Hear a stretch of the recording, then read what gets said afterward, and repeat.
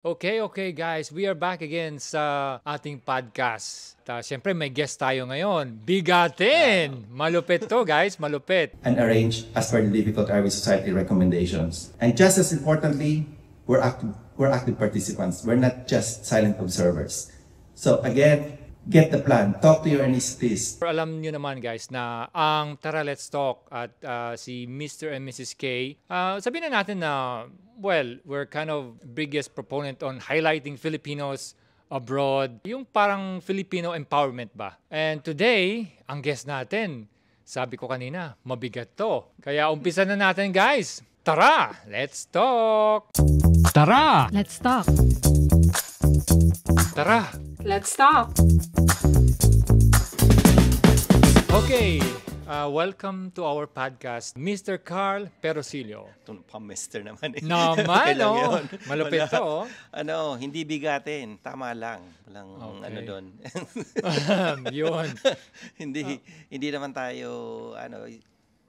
when it comes to achievement, hindi naman tayo ganun ando na sa taas. But, we're just here. Nasa middle pa lang siguro. Yun. So, bago tayo dumating sa mga malulupit natin mga story, katanungan, ganyan, para lang sa ating mga audience yan, sino ba si Carl Perosilio at kung kailan ba siya dumating sa Ireland? Okay. Si Carl Perosilio ay basically, syempre, Pilipino. Nag-start ako ng aking nursing career sa Philippines. Graduate ako ng 1991. Then, nagtrabaho ng sanday sa Pinas. Then, nakakuha ng magandang opportunity abroad. Nag-Saudi ako. So, for 7 years, nag-Saudi ako. Then, doon ko rin na-meet yung wife ko. And then, after that, nung nagkaroon na kami ng anak, nakita ko na I think we have to move out of Saudi dahil lumalaki ang bata. Okay, Tapos, yes. nakikita niya na iba ang environment doon. So, naghanap ako ng pwedeng malipatan, which is that time, open ang Ireland. So, dito ako napadpad sa Ireland. So, from 2002, January of 2002, dito na ako sa Ireland. Oh, wow, 'di ba? Sobrang hindi masyadong matagal, guys. Oh, yeah. Medyo ano lang, 'di ba? Now, ang katanungan doon, bakit Ireland yung napili niyo that time? At saka ano ba yung condition ng mga sabihin nating mga Filipinos working here nung that time? That time, wala akong clue about Ireland. Nag-apply lang ako because both Ireland and the UK were open that time. Okay, yeah. So, apply ako ng Ireland muna. Then sabi ko, pag hindi mag-work, mag-UK tayo. So, UK, well, noon, alam mo naman na siguro ang UK na kilala na talaga, Yeah. London, yes. But then, nung nakuha ko ito, na pumasa ako sa interview, tapos natanggap ako, then sabi ko, why not? Nagbasa din ako kung anong background ng Ireland. Pero that time, wala akong makita pang mga masyadong Filipinos na nandito. So, di ba, 2002, I'm sure, dumating ka rin around that time siguro? Yeah, around 2005. 2005. So, but that time, nung ang parents ko, sinabi ko, pupunta ako ng Ireland. Sabi na, anong gagawin mo doon? May gera doon.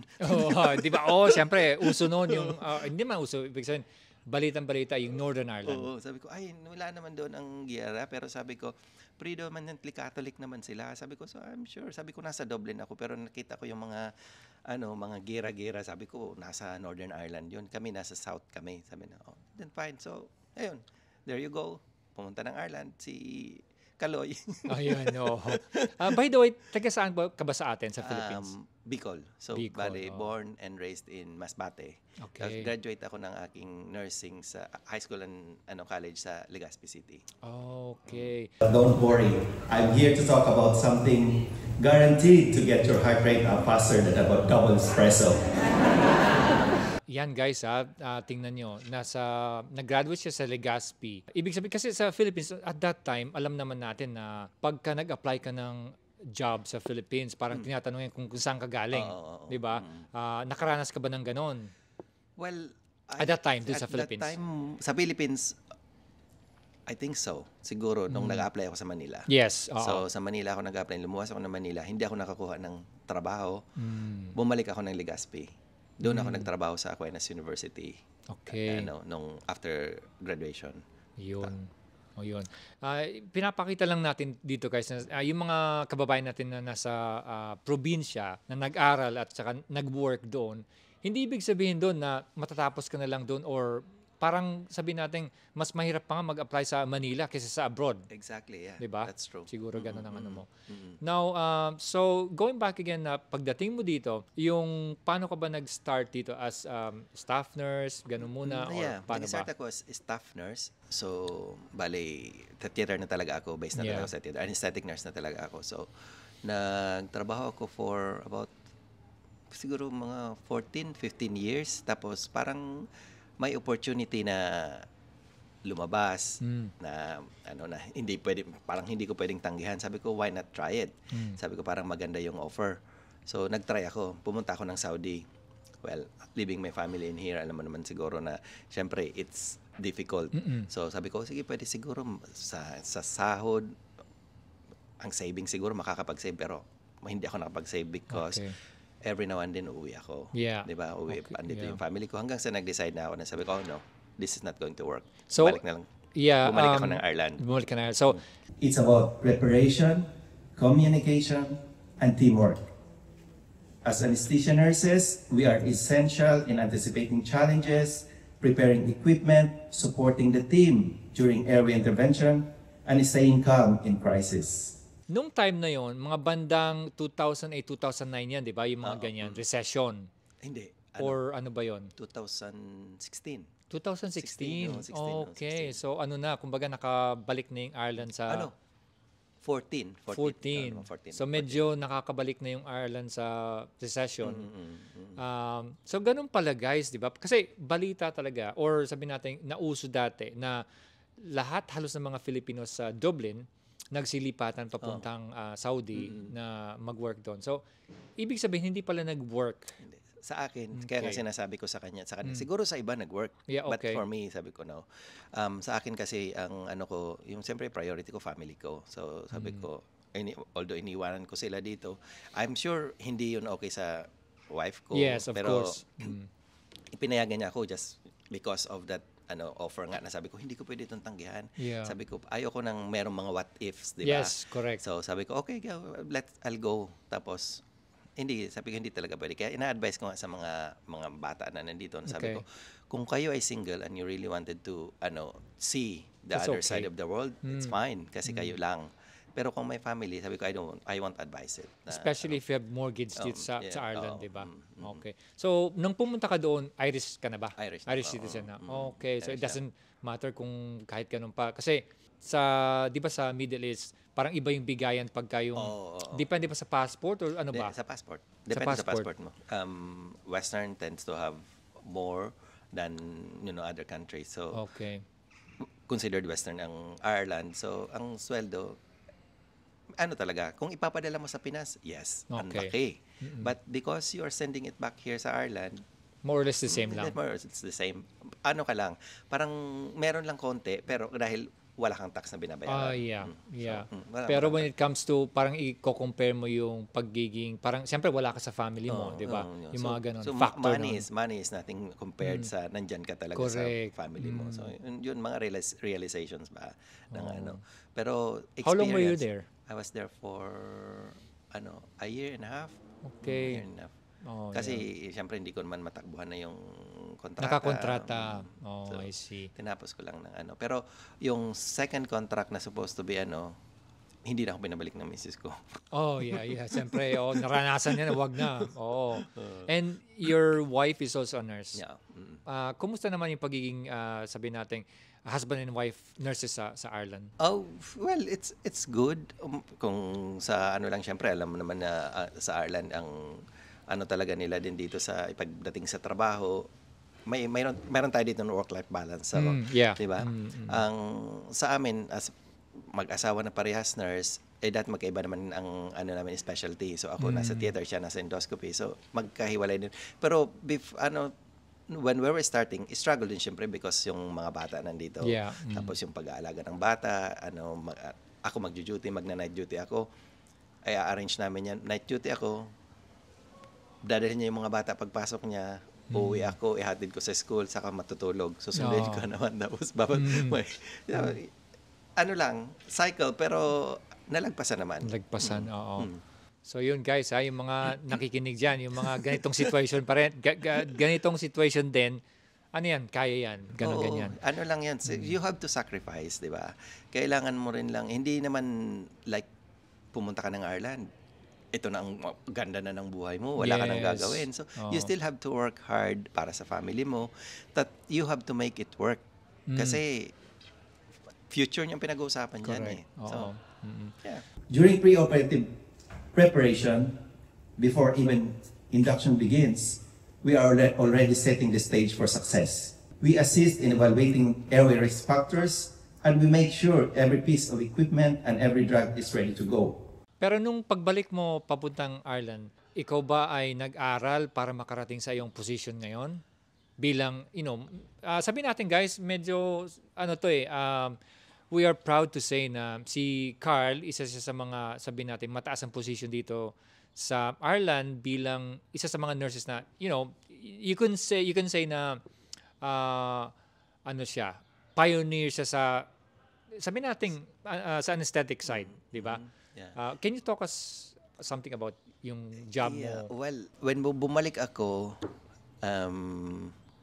walang post nung bumalik ako na wala nang as staff nurse. So nag-start ako sa isang hospital as clinical coordinator that time, pero hindi din nag-work. Bumalik ako sa Vincent's as a staff nurse. Tapos from then on, may mga opportunities na nandyan.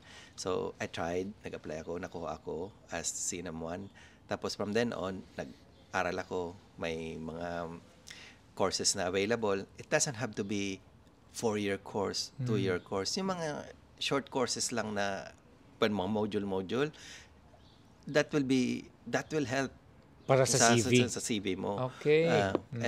Kasi dito sila more on di ba, kung ano ang education oo. mo. So kung ano ang mga na-accomplish mo, may points yan pagdating sa application mo. Yes. So compared sa skills lang ang pinano, where in fact kung tutuusin, kung ako mag-interview, kung hindi kailangan yung mga aral-aral na yon, I will go with skills. Oo. Kasi pag sinabak mo yan sila sa Yeah. trabaho, they're on their own. Yeah. Pero itong mga to na nag-aral pero wala namang experience. Yes. Oo. Meron man kukonti.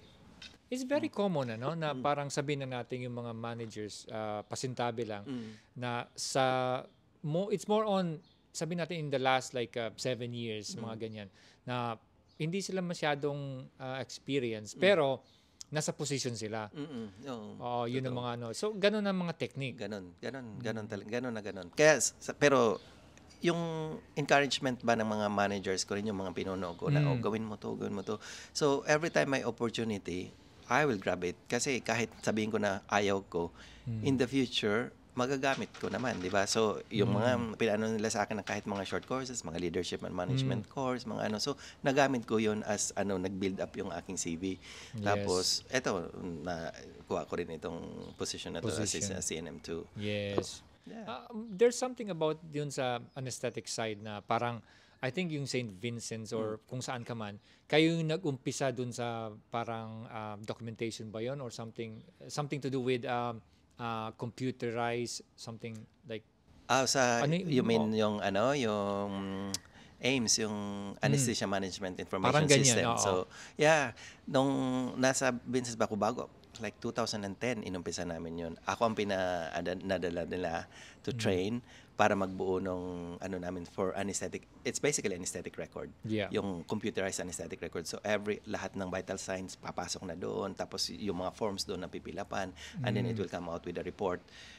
Ako ang napadala nila na noon. So until now, yun pa rin ang ginagamit namin. Although hindi na ako directly involved, okay. pero ako pa rin, may mga parts pa rin ng system na ako nag-organize. Ay, ako tawag doon, yung nag-customize in the background. Oh, I see. So ako pa rin, and then sometimes pag wala yung taong noon, yung nag-handle noon, ako pa rin ang go-to person. So, okay. yeah. Ayun. Which is okay lang naman sa akin kahit, syempre out of my scope of practice. Pero the fact na alam ko at saka nangangailangan sila ng tulong, go pa rin ako. Basta bibigyan lang nila ako ng time. Pero sabi ko, ang boss ko naman, hindi naman niya ako pinipressure. Sabi niya, only when you are free or when you're available, then you can do it. Yan, okay. So ano naman ang mapapayo mo dun sa mga ating mga baguhan na nurses or yung mga nurses na nasa Philippines pa at gusto mag-abroad papunta sa Ireland o kung saan man? Ano yung dapat nilang gawin, paghandaan? Well, I'm sure academically at saka experience nyo, handang-handa kayo pumunta anywhere in the world. Filipinos are everywhere, di ba? Kahit saan ka pumunta, may Pilipino. So, be yourself lang. Pumunta kayo dito with a purpose, stick to the purpose at yung anong goal nyo, stick to your goal, you'll never go wrong with that. In an airway crisis, espresso helps, but preparation helps more. Thank you. Enjoy the rest of the afternoon. Siguro. Yan. Okay, ayos. Maraming salamat. Napagbigyan tayo ng ating panauhin ngayon, Mr. Carl Perosilio. At magkikilder pa daw sila. So guys, thank you for watching at subscribe kayo sa aming channel. At syempre, sa susunod ulit, tayo ay mag-usap-usap. So guys, tara! Let's talk! Tara! Let's talk. Tara! Let's talk.